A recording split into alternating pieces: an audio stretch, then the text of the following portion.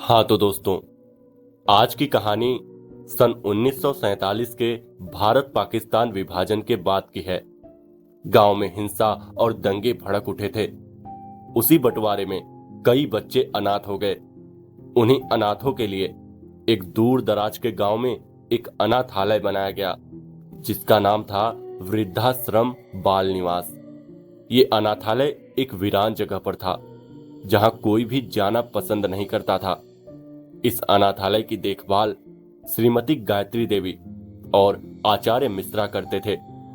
वो बच्चों का ध्यान रखते थे, पर अनाथालय के वातावरण में कुछ ऐसा था जो सामान्य नहीं था। यह जगह गहरे रहस्यों से भरी हुई थी। अब मैं आपको मिलवाता हूं संजय से। संजय एक 10 साल का लड़का था, जिसने अपने माता पिता को उसी विभाजन की हिंसा में खो दिया था। जब वो इस अनाथालय में आया तो उसे बाकी बच्चों से अलग थलग महसूस हुआ। वो किसी से बात नहीं करता, बस अकेले रहता। एक दिन संजय की मुलाकात राहुल और विक्रम से होती है, जो अनाथालय के ही बच्चे थे।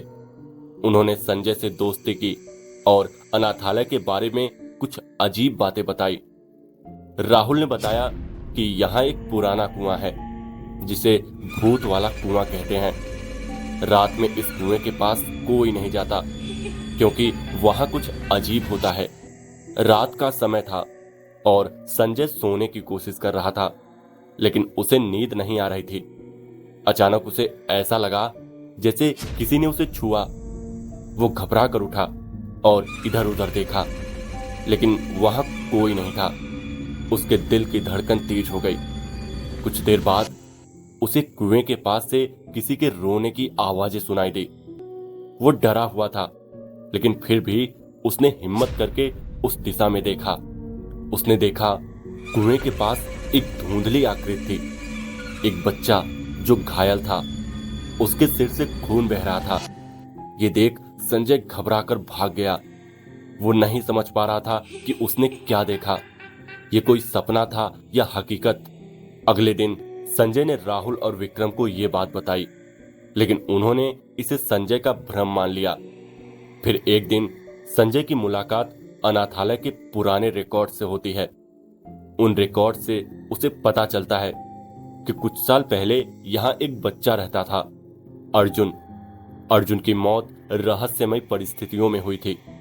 कहा जाता था कि वो कुएं में गिरकर मरा था, लेकिन संजय को यकीन हो गया कि उसकी आत्मा अब भी यहां भटक रही है।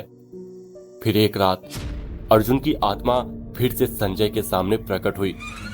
इस बार आत्मा ने उसे एक गहरा राज बताने की कोशिश की। अर्जुन ने संजय को संकेत दिया कि वो अनाथालय के तहखाने में जाए। संजय ने अपने दोस्तों को साथ लिया और वो सभी तहखाने में पहुंचे। वहां उन्हें अर्जुन की पुरानी किताबें और खिलौने मिले, और साथ ही एक पत्र मिला, जिसमें अर्जुन ने अपनी मौत का सच लिखा था। अर्जुन ने लिखा था कि उसे आचार्य मिश्रा ने मारा था। आचार्य मिश्रा ने अनाथालय के पैसों का घोटाला किया था, और अर्जुन ने इस चोरी को देख लिया था, ताकि ये बात किसी को न पता चले। आचार्य मिश्रा ने अर्जुन को कुएं में धक्का दे दिया था। ये सब जानकर संजय के होश उड़ गए।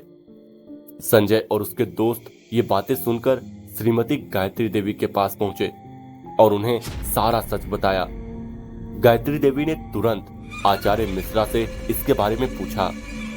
आचार्य मिश्रा ने पहले इनकार किया, लेकिन अर्जुन की आत्मा अब और इंतजार नहीं कर सकती थी। वो आत्मा वहां प्रकट हुई और मिश्रा के सामने खड़ी हो गई। आचार्य मिश्रा डर के मारे कांपने लगे। उन्होंने खुद कबूल किया कि उन्होंने ही अर्जुन को मारा था, लेकिन तभी अर्जुन की आत्मा ने न्याय का फैसला लिया। मिश्रा भागने की कोशिश में कुएं में गिर गए और वहीं उनका अंत हो गया। अर्जुन की आत्मा को अब न्याय मिल चुका था और वो शांत हो चुका था। संजय और बाकी बच्चों ने इस अनाथालय में फिर से नया जीवन शुरू किया। अर्जुन की आत्मा अब कभी वापस नहीं आई, लेकिन इस घटना ने सबको यह सिखाया कि सच को कभी दबाया नहीं जा सकता। चाहे जितना भी अंधकार हो, सत्य की रोशनी हमेशा चमकती है। तो दोस्तों, कैसी रही ये कहानी कमेंट करके जरूर बताइएगा। और हाँ, चैनल पर नए हैं तो चैनल को सब्सक्राइब जरूर कर लें। चलिए मिलते हैं किसी और कहानी में, तब तक के लिए बाय।